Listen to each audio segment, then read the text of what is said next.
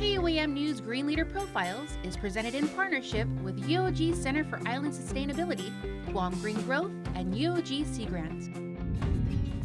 It was in 2014 that Island Girl Power in Dededo broke ground for a major project that involved creating 28 garden plots for the community. Barbara Burkhardt is a community garden manager and was happy to report that as of March of this year, all plots were rented out. The garden has multiple purposes.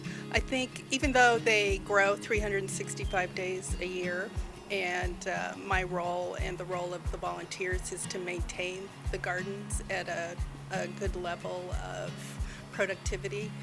It's available primarily for the youth and Island Girl Power Clubhouse to have activities as simple as cooking and as complicated as perhaps gathering data from our weather station that we may be acquiring through a governor's grant. Gardeners range from the experienced to those who didn't have a green thumb, to those individuals and families that don't have the yard space or ideal soil. She even brought up one family that snagged a plot and the reason behind it. They're just tired of paying grocery store prices and being a victim of the increase, and they're committed to eating out of their garden, literally planting something and eating, and they are intensively gardening to maximize their produce space. Burkhardt says the gardens offer a wide variety of food crops, from the typical okra, herbs, green onions, and kangkung, to the more unique plants. We have a large planting of arrowroot, which is a traditional plant. It looks like a white carrot. Many people from 30, 40, 50 years ago remember arrowroot and are happy to see it in our garden. Another thing that's brand new that was brought into the garden with one of our gardeners is something called roselle.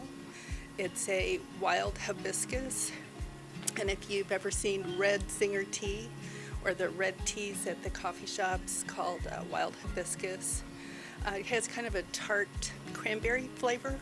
We grew that for the first time. We're really excited about it. Within the past 2 years, Island Girl Power has been able to expand the garden. In fact, late last year, UOG Sea Grant was able to install its first community-based recirculating aquaculture system at the compound.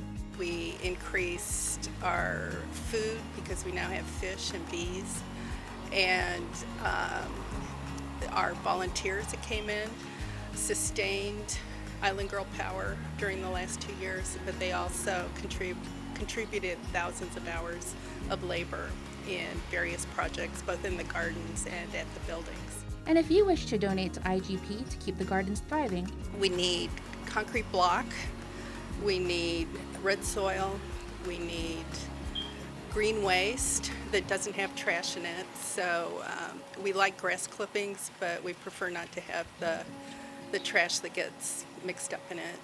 And we can take wood limbs up to 3 inches for our chipper. All of that is very important. For KUAM News, I'm Jonah Goncharfris.